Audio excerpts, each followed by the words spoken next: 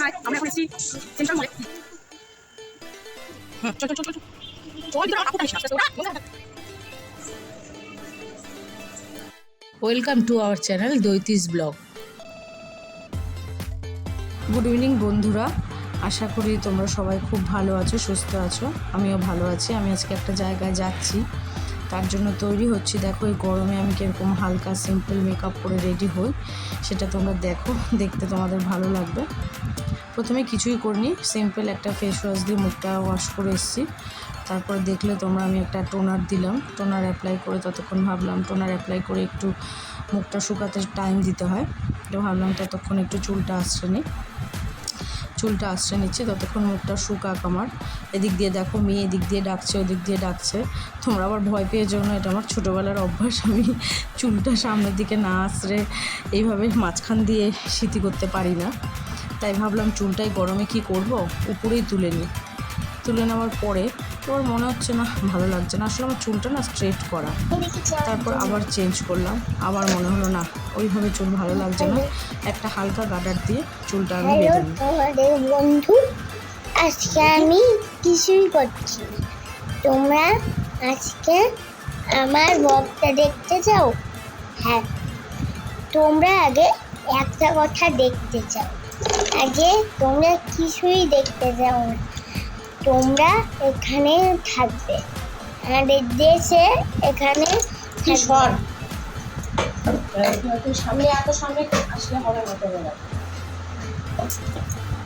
Hello বাপ, আমরা দেখতে চাই। এটা আমাদের মা। ওর কথাগুলো শোনানোর জন্য এই জায়গাতে আমি ভয়েস ওভার দিইনি। এবার দেখো কি পাকা মেয়ে। এখন আমি কিছু করলাম না, টোনারটা অ্যাপ্লাই করার পর শুকিয়ে গেল, চুলটা বেঁধে নিলাম। তারপর প্লেন ল্যাকমির ফাউন্ডেশন ক্রিমটা আছে, সেটা একটু জাস্ট অল্প একটু হাতে নিয়ে একটু সামান্য জল নিয়েছি, তারপর মুখে অ্যাপ্লাই করে দিলাম। ওর কথাগুলো শোনার জন্যই দিলাম না, হাসিও পাচ্ছে। ও এরকম এত 3.5 বছর বয়স, এত পাকা পাকা কথা বলে, শুনতে ভালোই লাগে। দেখো তোমাদের কেমন লাগে। আমাকে এখন ডাকছে, এখন বলছে এই যে আমি জোভিজের যেই সানস্ক্রিনটা, এটা আমি ওই মেকআপ করার পরে, ফাউন্ডেশন ক্রিমটা অ্যাপ্লাই করার পরে মেকআপটা আমি লাগিয়ে নিই। তারপরে এই জোভিজের সানস্ক্রিনটা অ্যাপ্লাই করে দিয়েছি হালকা করে। এই গরমে তো সানস্ক্রিন অ্যাপ্লাই করতেই হবে, মাস্ট, সেটা তুমি দিনে বেরো কি রাতে বেরো, কারণ আমাদের এখানকার যা ওয়েদার, যা পরিস্থিতি, সানস্ক্রিন দিতেই হবে। তারপর কিছু না, এটা একটা ইনসাইটের ব্লাশন, এটা দিয়ে একটু ব্লাশারটা দিয়ে একটু ব্লাশন করে নিলাম। জাস্ট এটা আমি নতুনই ইউজ করছি, তবে আমার ইনসাইটের ব্লাশারটা খুবই ভালো লাগছে, খুবই সুন্দর, এত লাইট একটা ব্যাপার, খুব ভালো লাগে আমার। তারপর সেট করার জন্য মেকআপটাকে কম্প্যাক্ট একটা ফেস পাউডারটা দিয়ে দিলাম। এটা ভালো করে তোমরা ফেস পাউডারটা এই গরমে দিয়ে দেবে, তার কারণ হচ্ছে তাহলে মেকআপটা সেটও হবে, আর সোয়েটিংয়ের প্রবলেম যাদের আছে তাদের পক্ষেও ভালো হবে। কানে গলায় ভালো করে দিয়ে নেবে। আমার অ্যাকচুয়ালি ট্যালকম পাউডার আমি ইউজ করি না। এবার একটু ঠোঁটে ভেজলিন দিয়ে দিলাম, কারণ লিপস্টিক দেওয়ার আগে এটা আমার বরাবরের স্বভাব, একটু আমি ভেজলিন দিয়ে নিই। তারপর জাস্ট হালকা লিপটাকে একটু লাইন করে নিয়ে, কিছুই না, একদমই একটা মেরুন কালারের শেড নিয়েছি, এটা আমার একদম কমন কালার, এটাই আমি ইউজ করি। এই লিপ লাইনারটাই আমি বিয়ের আগে ইউজ করতাম। তারপরে এখন মেবিলাইনের একটা লিপস্টিক নিয়ে নিয়েছি। তোমরা আবার বলো না, দেখো আমি হাত দিয়েই দিচ্ছি, তার কারণ হচ্ছে আমার তিন্নি হওয়ার পর থেকে আমি আর কোনো লিপস্টিকেরই মুখ আমার কাছে আসতো নেই, অগত্যা আমাকে এখন হাত দিয়েই দিতে হয়। তারপর সাজগোজ তো মোটামুটি একটু হয়ে গেল হালকা। এবার আমি ভাবছি গরমে বেশি বড় কানের দুল কিছু পরবো না, আমি ভাবলাম একটা ছোট্ট করে একটা ছোট্ট কানের দুল পরে নিই। আমার কাছে এই পার্পল কালারের কানের দুলটাই হাতের সামনে ছিল, মেয়ে তো এদিকে ঠেলাঠেলি করেই চলেছে লাস্টে। তারপর সবার শেষে সিঁদুর, আর এটা আমাদের মনে হয় বাঙালি বউদের এটা একদমই মানে নিয়মের মতোই হয়ে গেছে, সিঁদুর পরে মাথায় সিঁদুরটা মুছে নেওয়া চুলের মধ্যে। এবার গুড ইভিনিং বন্ধুরা, তোমরা আশা করছি তোমরা সবাই ভালো আছো। আজকে বৃহস্পতিবার, এখন বিকেল 6টা নাগাদ, 6টার মতো টাইম হয়েছে। আমরা আজকে সবার আগে না তোমাদের একটা জিনিস আমার বলা হয়নি, আমার যে চ্যানেলটার নাম দৈতিস ব্লগ, সেটা কিন্তু DAITIS দিয়েও তোমরা সার্চ করলে পাবে। ফার্স্টে ওটা দিয়ে সার্চ করবে, DAI দিয়ে করবে, DI_S। তো দৈতিস ব্লগে তোমাদেরকে খুব স্বাগত জানাচ্ছি। আমরা আজকে যাচ্ছি, একটা জায়গায় ঘুরতে যাচ্ছি। মেয়ে তৈরি হয়ে গেছে, মেয়ে এখন শুয়ে আছে, দুষ্টুমি করছে, স্বাভাবিকভাবেই ওর যেটা কাজ। তা আমরা আজকে একটা জায়গায় ঘুরতে যাচ্ছি, নতুন কিছু লোকের সাথে তোমাদের পরিচয় হবে। দেখো, বলেছিলাম তোমাদের ভালোবাসার লোকেদেরকে দেখাবো আমার, তো সেই একটা ছোট্ট ভালোবাসার মানুষ আমার, যাদের জন্য সব কিছু, সেই মানুষটাকেও দেখাবো। চলো টাটা, দেখা হচ্ছে সেই জায়গায়। ভালো থেকো। তোমরা চ্যানেলটাকে তোমরা লাইক করে দিও, ভালো লাগলে সাবস্ক্রাইব করে দিও, হ্যাঁ। আর তোমরা চ্যানেলটাকে, আমার ভিডিওটাকে স্কিপ করো না। আজকে খুব মজার একটা জায়গায় যাচ্ছি, স্কিপ না করে পুরো ভিডিওটা দেখো, আশা করি তোমাদের খুব ভালো লাগবে। টাটা। এই যে আমরা রাস্তায় বেরিয়ে পড়েছি, সে তো আমার থেকেও আগে দৌড়াচ্ছে। তার কারণ হচ্ছে তার মেশোর গাড়িতে খুবই ভালো লাগে উঠতে। আসলে আমরা আজকে আমি আমার দিদি, জামাইবাবু আর দিদির ছেলে মানে দৈবর সাথেই বেরোচ্ছি। এই যে সে আমার আগে গাড়িতে উঠবে, তার কারণ সে মাসির পাশে বসবে। আমরা গাড়িতে উঠে গেলাম। এবার আমি বলছি একটু চুপচাপ বস, গরমে শরীরটা খুব অস্থির লাগছে। যাই, তারপর সেখানে চলো দেখাচ্ছি কোথায় গেলাম। এই যে আমরা চলে এসেছি সবাই মিলে। এটা হচ্ছে সেক্টর 5-এ নিউ টাউনে সেন্ট্রাল মল। এই মলটা তোমরা যারা ওখানে থাকো কলকাতার, তারা সবাই জানো এই মলটা কতটা বিখ্যাত, কতটা সুন্দর। এই মলটাতেই গেছিলাম। আরেকটা জায়গাতেও আমরা যাব, সেটাও তোমাদেরকে দেখাবো। সে মলে ঢোকার আগেই যে মলের সামনে যে উইন্ড কাটার থাকে, ওখান থেকে যে হাওয়া বেরোচ্ছে, সেটাই হাওয়াতেই সে আনন্দে বলছে, মা কি হাওয়া, কি সুন্দর, কি ভালো লাগছে। কিন্তু আমরা মলের ভিতর তো ঢুকলাম, আরেকটা প্রবলেম যেটা হলো, মলটার ভিতরে এসিটা অফ ছিল।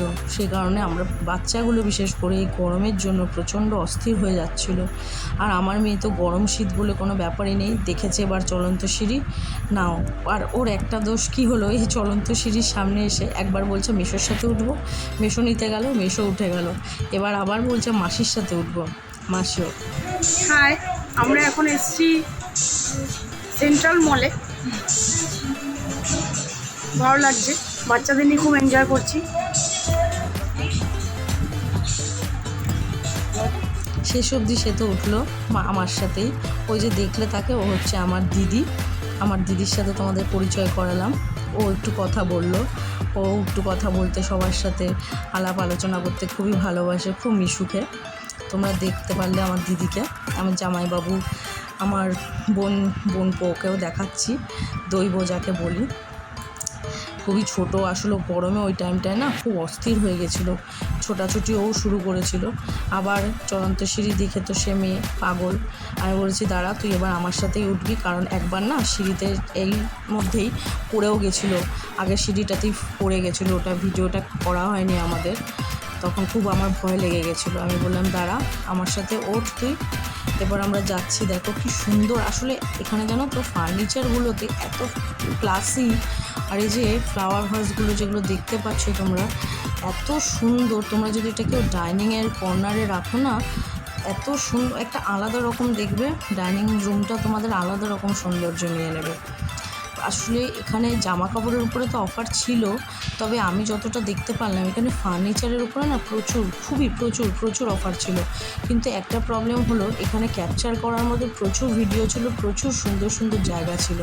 কিন্তু এই যে আমি এই ফুলদানি, এই ফুলগুলোকে তুলছিলাম, ব্যাস আমাকে কিছুতেই আর ওখানে জানো তো ভিডিও ক্যাপচার করতে দিল না। বলল যে এটা দেখো, এটা একটু তোমরা দেখে নাও। এটা হচ্ছে সুইং সোফাটা, আমার এটা হয়তো সুইং সোফা বলে, যদি কিছু আমি ভুল বলি তোমরা আমাকে কমেন্ট সেকশানে বলো। এই সোফায় বসে তো মেয়ে দুলছে, বলছে মা এটা আমরা আজকে বাড়ি নিয়ে যাবই। ও মেশো বলছে ঠিক আছে চল, তুই বাড়িতে চল, দেখবি তোর বাড়িতে তোর যাওয়ার আগে এটা পৌঁছে গেছে। ও আসলে মেশোকে খুব ভালোবাসে, মেশোর সাথে খুব মজা করে, ও মেশো ওর সাথে খুব খেলে। তারপর আমরা ওখান থেকে বেরিয়ে এলাম, যেহেতু বেশিক্ষণ আর গরমে থাকতে পারছিলাম না। তারপরে চলে এলাম অ্যাক্সিস মলে। এই মলটাতেও খুব খুব সুন্দর জানো তো, এই অ্যাক্সিস মলটাও খুব সুন্দর। এই যে দেখতে পাচ্ছ মানছারামের মিষ্টির দোকানটায়, আসলে বিকালবেলায় বেরিয়েছিলাম তো কোনো সময় হয় না, তবে সেদিন এতটাই দেরি হয়ে গেছিলো মেয়েটাকে কিছু খাইয়ে নিয়ে বেরোনো হয়নি। রাস্তায় ওর মাসি তরমুজ নিয়েছিল, একটু তরমুজ খেয়েছিল। এখন ওর মেসো বলছে কিছু খেয়ে নিতে, কারণ হচ্ছে বাচ্চাটা খাওয়ার জন্য আবার একটু কান্নাকাটি শুরু করেছে, ওর খিদে পেয়ে গেছে। আসলে সবসময় খিদে পায়ও না, বাচ্চাদের যেটা হয় জানো তো, চোখের খিদে। এখন সে মিষ্টির দোকান দেখেছে, মিষ্টির দোকান দেখে বলছে মেসো আমি এখন মিষ্টি খাবো, কাজু বরফি খাবো। আমি বললাম থাক বাবা, কাজু বরফি খাস না, তার থেকে এই রসগোল্লাগুলো জানো তো, কেশর রসগোল্লা, আমি কোনোদিন অবশ্যই এই রসগোল্লা খাইনি, তবে এই কেশর রসগোল্লাগুলো নেওয়া হলো। কেশর রসগোল্লা ভালোই ছিল, তবে যতটা মানে দেখে মনে হচ্ছিল অতটাও না, মোটামুটি দাম অনুযায়ী ঠিক আছে রসগোল্লাগুলো। তারপরে এই গাড়িতে আসলে আমার মেয়ে কোনো দিন ওঠেনি জানো তো, সবসময় বলতে এই গাড়িতে উঠবো। এই গাড়ি এখানে দেখতে পেয়ে তো নাছোড়বান্দা উঠবেই। এবার আমরা ভাবছিলাম হয়তো ছোটোটা উঠতে পারবে না, আমরা তাই বলছিলাম দৈব মনে হয় উঠতে পারবে না, ওর দৈবকে ওঠানোর দরকার নেই। ওনারা বলছে আপনারা আগে উঠিয়েই দেখুন, সবাই চড়বে। এবার আমার মেয়ে আর দৈব, তিন্নি আর দৈব, তো কি আনন্দ দেখো, তোমরা দেখতে পারবে এক এক জায়গায় এত হাসছে, মানে এটা দেখেই মন ভরে যাচ্ছে যে মানে বাচ্চারা কত অল্পেতেই খুশি, তাই না? আর বিশেষ করে ও এতটা আনন্দ এই কারণেই পাচ্ছে, ওর এইটুকুনি ও বুঝতে পারছে না যেটা রিমোট কন্ট্রোল, ও ভাবছে ও চালাচ্ছে। এই জায়গাটা দেখো, এটা না একদম মানে এন্ট্রি পয়েন্টে এটা নববর্ষের উইক বলে মনে হয় এরকম করে সাজিয়েছে আমাদের। দেখো এই শাড়িগুলো দিয়ে আমি প্রথমে না ঢুকে বুঝতেই পারিনি যে এভাবে শাড়ি ঝুলছে, মানে হঠাৎ করে দেখে বুঝতে পারিনি জানো তো। আর দেখছি শাড়িগুলোকে কি সুন্দর করে ঝুলিয়ে রেখেছে, এত ভালো লাগছে। আর এই রসগোল্লার হাঁড়িটা, বিশেষ করে রসগোল্লার হাঁড়িটা দেখে আমার মেয়েতে এত খুশি হয়েছে, মা বলছে এত বড় বড় রসগোল্লা, এত বড় বড় রসগোল্লা। তারপরে এই যে কাপড়গুলো দেখতে পাচ্ছে, বলছে মা এই কাপড়গুলো এত উঁচুতে ওরা মিললো কী করে, মানে ওর 3.5 বছর বয়স। আসলে হয়তো আজকালকার দিনের বাচ্চারাই এত অ্যাডভান্স হয় জানো তো, মানে ওদের কিছু আর বলে শিখিয়ে দিতে লাগে না, যা দেখবে যা করবে সব কিছু সেটা কপি করবে, আর সেরকম পরিমাণ জিজ্ঞাসা। আসলে আমারও ওই যে আগেই তোমাদের বলেছি, আমি সব কিছু ওকে বলি, ওর মতো করে ওকে যতটা বোঝানো যায় ততটা বুঝিয়ে দেওয়ার চেষ্টা করে। আমি বললাম যে বাবা এটা নববর্ষ তো, তাই সুন্দর করে শাড়িগুলো সাজিয়ে রেখেছে, আর এগুলো কোনোটাই অরিজিনাল নয়, সবটাই আর্টিফিশিয়াল। ওর মতো করে যতটা পারলো বুঝলো। এবার গাড়িতে তো উঠে গেছে, দেখো সেই গাড়ি থেকে আর নামছে না, দুজনের কেউই নামবে না, গাড়ি তো ছাড়ছেই না। আমার মেয়ে তো ঘুরিয়েই যাচ্ছে। আমার মেয়ে ভাবছে যে না আমিই চালাচ্ছি গাড়িটা, ও তো আর গাড়ি ছাড়ছেই না। এবার ওর বাবা বলছে তোরা দুজনের নাম, এবার বাড়ি যেতে হবে, বাড়ি গিয়ে রাত হয়ে যাচ্ছে, খেতে হবে, পরের দিন আবার স্কুল, সকাল 5টায়, ভোর 5টার সময় উঠতে হবে আমাদের। বলো আসলে ওর স্কুলটা না সকাল 7টা থেকে জানো তো, ওই জন্য একটু 5টার সময় উঠতে হয়, কারণ ও খাওয়া নিয়ে অনেক ঝামেলা করে। তোমাদেরকে বলবো, দেখাবো ওর সারাদিনের রুটিন, স্কুল থাকলেও কী করে, স্কুল না থাকলে কী করে। তোমরা আমার ভিডিওগুলো স্কিপ করো না, দেখতে থাকো। আজকের মতো ভিডিওটা এত দূরই, টাটা, ভালো থেকো, লাইক আর সাবস্ক্রাইব করতে ভুলো না আমার চ্যানেলটা। এই যে দৈব, তাহলে আজকে টাটা, আমার মেয়ে তোমাদের নমস্কার জানাচ্ছে, শুভরাত্রি, ভালো থেকো বন্ধুরা সবাই।